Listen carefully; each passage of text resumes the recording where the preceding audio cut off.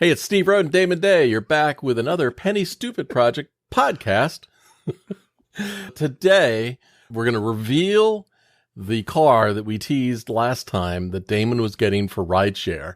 And we're going to talk about if it's been good or bad, pros, cons, and is the price worth it? Damon, drum roll. Steve? What did you get?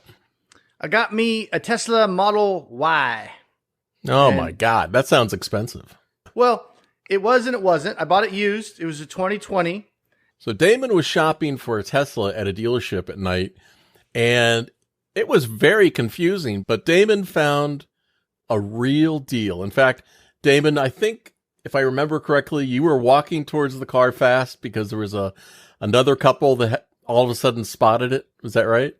Yeah, well, you know how you get when you find a car that you really like, and then you see someone else looking at it, and then it's like, just do the paperwork. Yep. so I went to I'd never driven a Tesla before. This was the very first time, and I drove a couple of them on the lot there. I told my wife I was just going to go test drive them, and then I showed up with it. So it's like going to look at a dog. Yeah, that's basically just how gonna that look. worked. Yeah, I'm just gonna look. I'm gonna reject the dog. I'm not gonna take it home. Yeah. No puppies. No.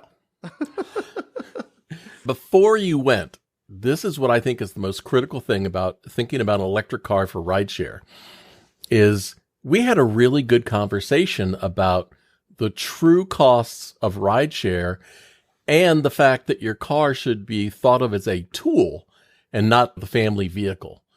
One of the arguments you and I have both heard from people is, oh my God, the Tesla's expensive. That's a big car payment, and that's ridiculous. Yes. But walk us through the logic of why that's not true. It's not really a giant payment. So, yeah, if you look at it in the totality, if you will, of what your overall cost is, if you're going to say, I'm going to use this vehicle and I'm going to make money with it, how much is the overall cost per week or per month or however you want to look at it? And the first 2 weeks when I was doing this rideshare experiment, I was borrowing my wife's car. So I was very limited. I could only drive in the evenings, and it was kind of inconvenient. And she actually had to drive my diesel dually truck for the first time ever. I had that truck 3 years. I wouldn't say I never let her drive it, because she would say if I wanted to drive it, I would drive it, damn it. But she just never had driven it, never had a need to drive it. And so there were times where I was wanting to do rideshare, and she had to drive the dually. And at first it was a novelty, like, ha, I'm driving your truck. And then it became, hey, I hate this truck. I got to drop the kids off at school. It's a big old dually. I want my car back. So obviously can't really do rideshare in the dually. So I decided I needed another car. And we needed a car for the family anyway. We needed a third car. The first 2 weeks I did rideshare, I figured out I was spending about $300 a week on gas. Yeah. Just gas alone. So, now, granted, I was making $1,200 a month. Yeah, I was making a lot more than that. But you start to pencil that out, and you're like, well, that's $1,200 a month. You know what else is $1,200 a month? Tesla payment. Yeah. So granted, it's not exactly completely free, but my choices were basically, do I want to give $1,200 a month to a gas company, or I could put that $1,200 a month towards a Tesla? And obviously there's going to be charging expense and things like that, but it's significantly lower.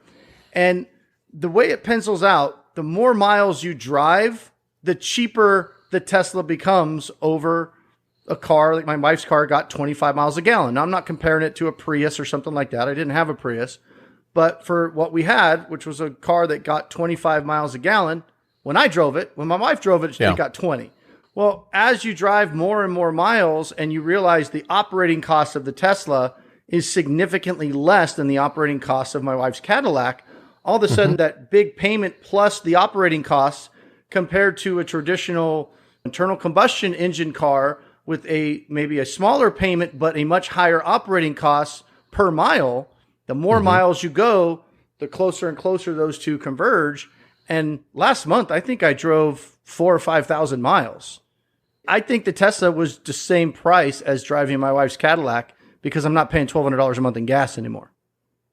Yeah, and if you're not doing that much rideshare, if you're doing it maybe 1 or 2 nights a week or days a week or something like that, maybe that math doesn't work out for you. No, it won't. But in Damon's case, not only is it the saving of the fuel, but also, this is not equal to a car payment, but you no longer have oil changes or brake jobs as much and much lower maintenance. Plus, there's an advantage of just being able to go home, pull in the driveway, and refill your car with energy instead of having to go to a gas station. You miss the gas stations at all?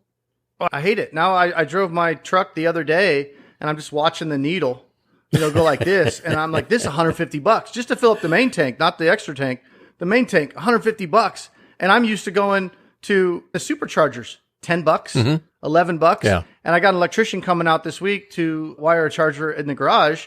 It'll be like $4 to fill up the car. Four, not with a zero, $4 to go like 250 miles on $4. So if you're going 4,000 or 5,000 miles a month, that saves a shit ton of money. Yeah. To give you an example, I don't go 4,000 miles a month. We do about 1,000, 1,200 miles a month. And on average, my cost to recharge my Tesla is about $15 a month. Awesome. So yeah, that's a big change. But again, like you said, if somebody's thinking about doing rideshare or doesn't drive a lot and has a regular car, you have to drive a lot of miles before those start to converge where it's like my gas savings is going to equal the Tesla payment. But there's another reason why the Tesla is paying for itself too, is because you got a black on black car. So now that opened yet Lyft and Uber. No, not Uber Black, but Lyft Black to you. So now you're doing more expensive rides. I got a black on black Model Y Tesla, and all I can do on Uber is Uber X. So that's another thing. If you're driving for Uber, don't spring for an expensive car. Get a freaking 10-year-old Prius. Get good gas mileage. You can make the same amount of money on Uber as I can with my $70,000 Model Y. Lyft allows me to make a lot more money, which is why I likey Lyfty. Well, you've learned how to operate the system to your advantage, and that's reflected in the money that you're making with Lyft. $6,000 my first month. A little over, right? Wasn't it a little over? Where'd I put that? I think it was a little over. $65.56. Oh, well, that is a little over. That's kind of like some money. That's some money right there for a lot of people. That's real money. Tell us some other features about the Tesla that make it attractive for you. The autopilot has been a big advantage, hasn't it? Dude, it's such a first world thing when you think about it, but it's such a game changer. Think back to remember your car used to have keys, you had a door. Remember, I'm not as old as you, but I'm old enough to remember when my car had two keys, right? Like a round one to open the door and then like a square one for the ignition, right? And then think back to when they first came out with the, contactless, where you just push to start, right?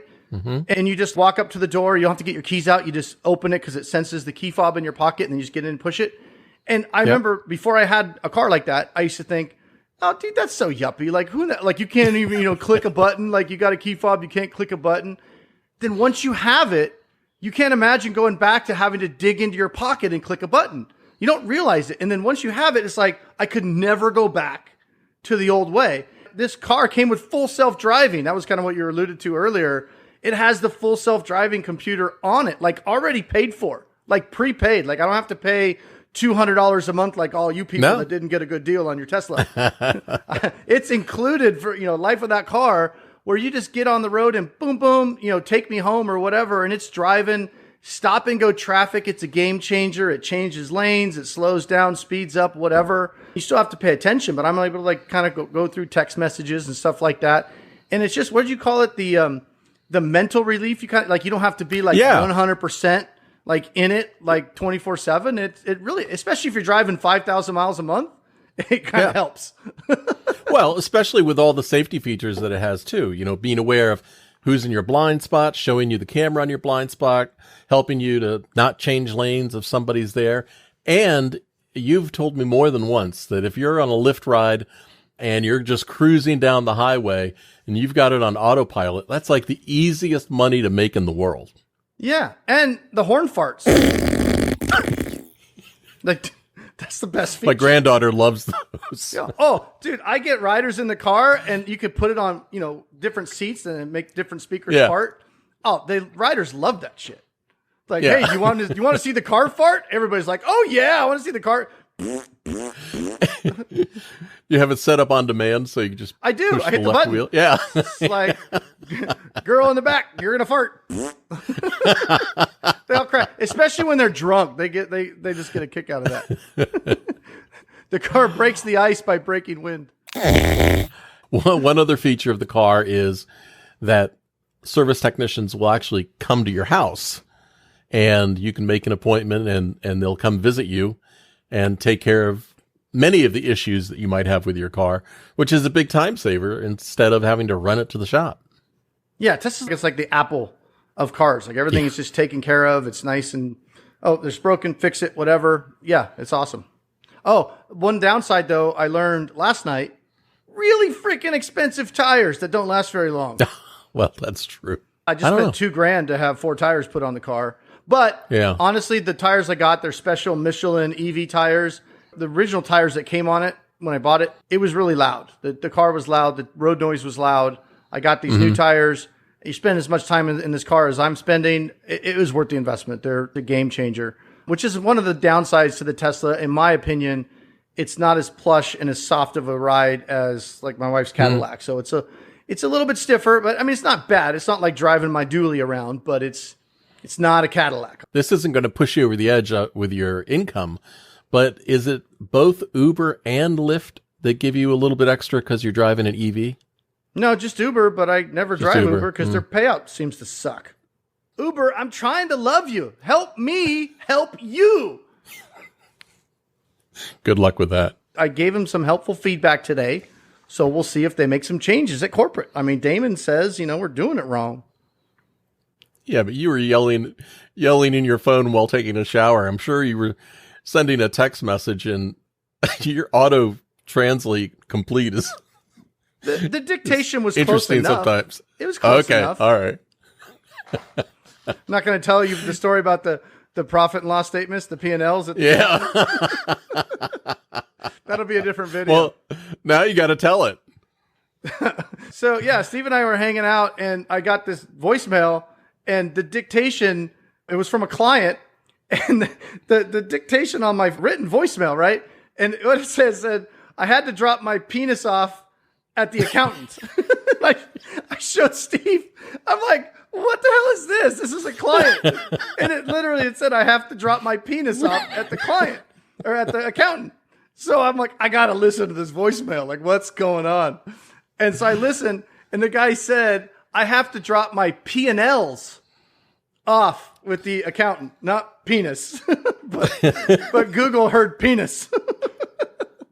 Let's remind people, if you're watching this video right now, be sure to subscribe, like the video. I am told that liking the video is important to us getting it out further. Ring the bell. I think that's it. I think that's all the assignments for you. But stay tuned. We got more videos coming up on more side hustle topics. Damon, thank you very much. See ya. See ya.